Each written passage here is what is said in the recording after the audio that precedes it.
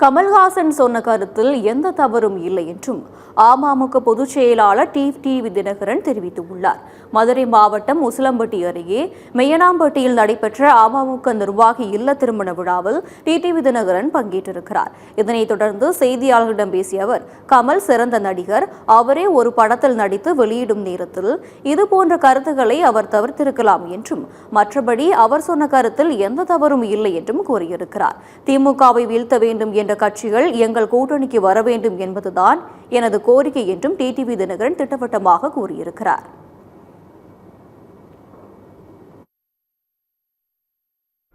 திரு கமலஹாசன் அவர்கள் சிறந்த நடிகர்.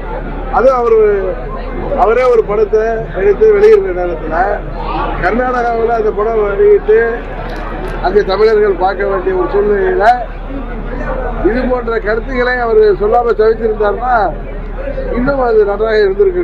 மற்றபடி அவர் சொன்ன கருத்துல எந்த தவறும் இல்லை. திமுகவை வீழ்த்த வேண்டும் நினைக்கிற கட்சிகள் அனைவரும் எங்கள் கூட்டணிக்கு வர வேண்டும் என்பதுதான் என்னுடைய கோரிக்கை.